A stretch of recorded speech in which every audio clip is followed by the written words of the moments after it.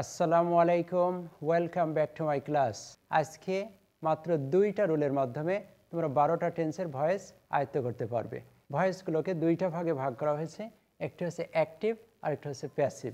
এই active passive করার জন্য কিছু প্রাইমারি রুল আছে। Primary rules of voice changing, সেগুলো কি তোমরা জানো? যে সাবজেক্ট, অ্যাক্টিভ ভয়েসের সাবজেক্ট হবে অবজেক্ট, অ্যাক্টিভ ভয়েসের অবজেক্ট হবে সাবজেক্ট। প্রিন্সিপাল ভার্ব যেটা থাকে সেটার প্রত্যেকটা ক্ষেত্রে পাস্ট পার্টিসিপল ফর্ম করতে হবে, যেটা আমরা সংক্ষেপে বলে থাকি ভার্ব V3। এবং প্রেপোজিশন অধিকাংশ ক্ষেত্রে আমরা ব্যবহার করি বাই, কিন্তু কিছু কিছু ক্ষেত্রে আমরা প্রেপোজিশন ব্যবহার করব অ্যাট, ইন অথবা with. So another rule is auxiliary verb change হবে অ্যাকর্ডিং টু দ্য টেন্স। একটা লক্ষণীয় বিষয়, এই যে কমন রুল এখানে 5টি আছে, কিন্তু 4টা রুল একেবারে ফিক্সড, কিন্তু 5 নম্বর রুল যেটা, এটা কিন্তু ফিক্সড না। সাবজেক্ট অবজেক্ট, অবজেক্ট সাবজেক্ট হবে প্রিন্সিপাল ভার্বের পাস্ট পার্টিসিপল ফর্ম, একেবারেই কম্পালসারি একটা রুল। প্রিপোজিশন বাই বসবে, কখনো বসতেও পারে নাও পারে, অ্যাট, ইন, উইথ এগুলো সাধারণত কখনো কখনো ব্যবহার করা হয়, কিন্তু অক্সিলারি ভার্বটা কিন্তু কোনো ফিক্সড রুল না। 12টা টেন্সের জন্য 12 রকমের অক্সিলারি ভার্ব আমরা ব্যবহার করে থাকি। সো এই 12 রকমের অক্সিলারি ভার্বগুলোকে আমরা 2টা ক্যাটাগরিতে ভাগ করেছি। 2টি ক্যাটাগরিতে ভাগ করে আমরা 12টা টেন্সের আজকের ভয়েস চেঞ্জটা শিখব খুবই অল্প সময়ে 2টা রুলের মাধ্যমে। লোক, এই 12টি টেন্সকে আমরা আবার 2টা ভাগে ভাগ করেছি।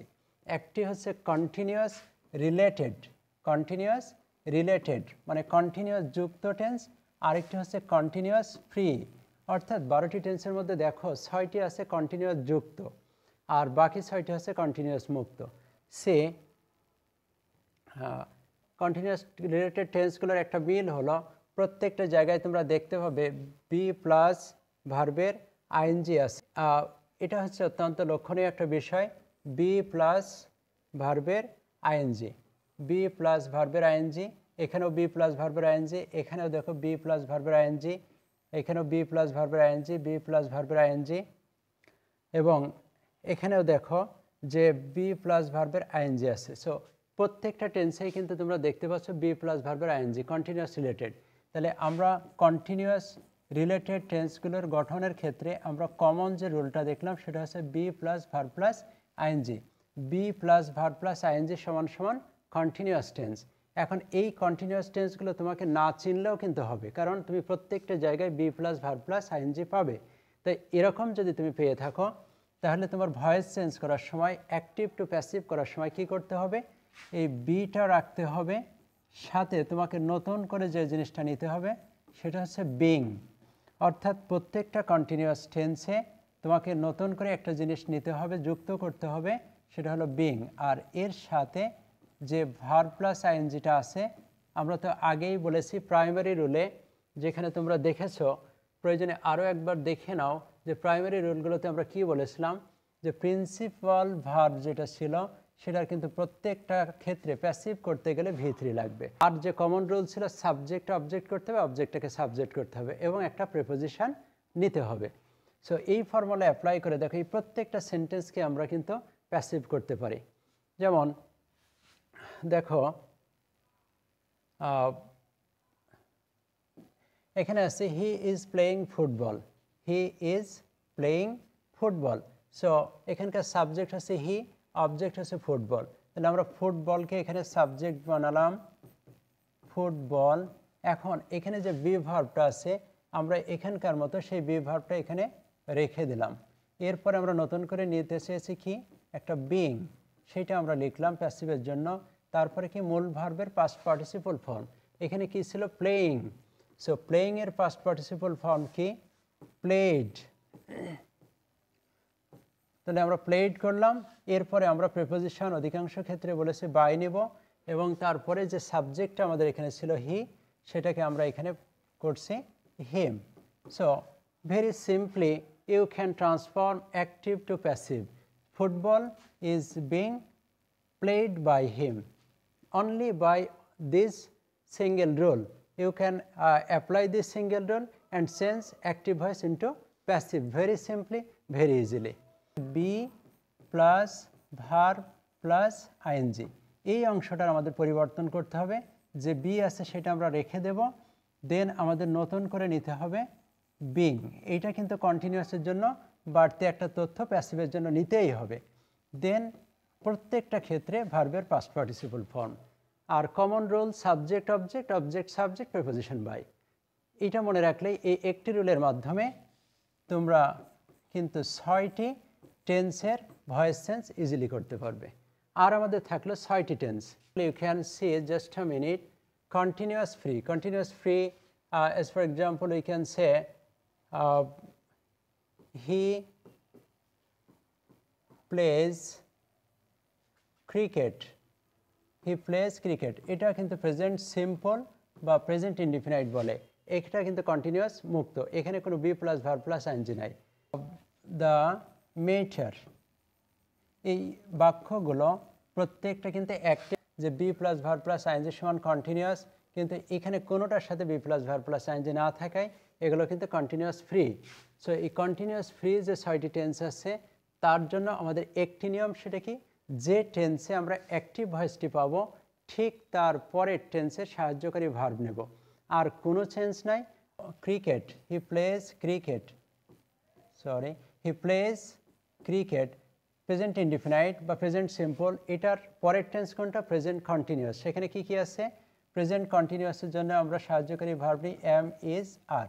সো এখানে আমরা নেব সাহায্যকারী ভার্বটা প্রেজেন্ট কন্টিনিউয়াস থেকে। তাহলে এখানকার অবজেক্ট কি, ক্রিকেট, এটাকে আমরা সাবজেক্ট বানাচ্ছি cricket.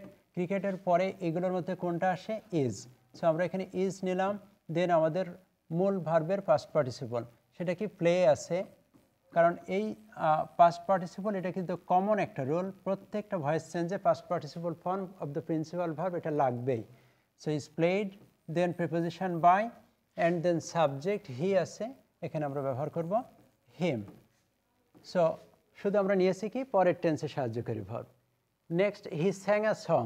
In this case what should we do, here a song, এটা হচ্ছে অবজেক্ট, তাহলে এটাকে আমরা সাবজেক্ট বানাচ্ছি সং। দেন এটা হচ্ছে পাস্ট সিম্পলে। সো পাস্ট সিম্পলের পরের টেন্স কোনটি, পাস্ট সিম্পলের পরের টেন্স হচ্ছে কন্টিনিউয়াস, পাস্ট কন্টিনিউয়াস, সেখানে আছে ওয়াজ অথবা ওয়ার। সো আর সঙের পরে আমরা কী নেব, নর্মালি আমরা নেব ওয়াজ। দেন ভার্ব আছে স্যাং, এর পাস্ট পার্টিসিপল হবে sung, and then preposition by, subject আছে এখানে হি, হি এর অবজেক্ট হচ্ছে হিম। সো একই নিয়ম, শুধু সাহায্যকারী ভার্বটা আসছে ঠিক পরের টেন্স থেকে।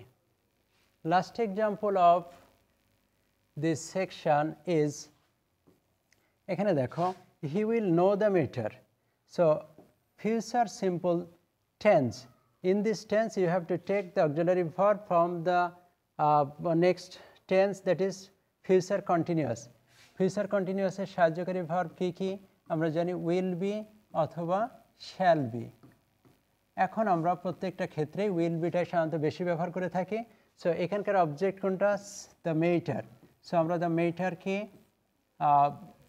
মেটারকে আমরা সাবজেক্ট বানাচ্ছি, the matter, sorry the matter. Then এখানে দেখো উইল আছে, ফিউচার ইনডিফিনাইট, সো ফিউচার কন্টিনিউয়াসের সাহায্যকারী ভার্ব হচ্ছে উইল বি। সো আমরা এখানে নেব উইল বি। দেন মূল ভার্বের পাস্ট পার্টিসিপল, এখানে আছে নো, সো নো এর জন্য আমরা নেব নন। কিন্তু একটা লক্ষণীয় বিষয় আছে, নো এর পরে কিন্তু প্রিপোজিশন বাই বসে না, এখানে প্রিপোজিশন হবে টু, এবং এই টু এর পরে এখানকার সাবজেক্ট আছে উই, এর object us. So there is no such difference. তাহলে দুইটি রুল, একটা হচ্ছে কন্টিনিউয়াস রিলেটেড, সেখানে আমরা পেয়ে থাকি প্রত্যেকটা কন্টিনিউয়াস টেন্সের জন্য বি প্লাস মূল ভার্বের সাথে আইএনজি পাবো, সেটাকে আমরা প্যাসিভ করার সময় করব কি, বি প্লাস নতুন একটা ভার্ব নেব বিং, এবং পরে হচ্ছে V3, আর সাবজেক্ট অবজেক্ট, অবজেক্ট সাবজেক্ট। কিন্তু যখন আমরা কন্টিনিউয়াস মুক্ত টেন্সগুলো করব তখন ঠিক আমরা সাহায্যকারী ভার্বটা নেব পরের টেন্স থেকে। এই হচ্ছে ডিফারেন্স। এই দুইটা নিয়ম তোমরা যদি অ্যাপ্লাই করো তাহলে 12টা টেন্সের ভয়েস চেঞ্জ অনায়াসে করতে পারবে, আর কোনো প্রবলেম তোমাদেরকে ফেস করতে হবে না। সো দুইটি নিয়মে 12টা টেন্সের ভয়েস তোমরা নিশ্চয়ই বুঝতে পেরেছো। সো আজকে পর্যন্তই। Thanks for staying with me. Thank you all.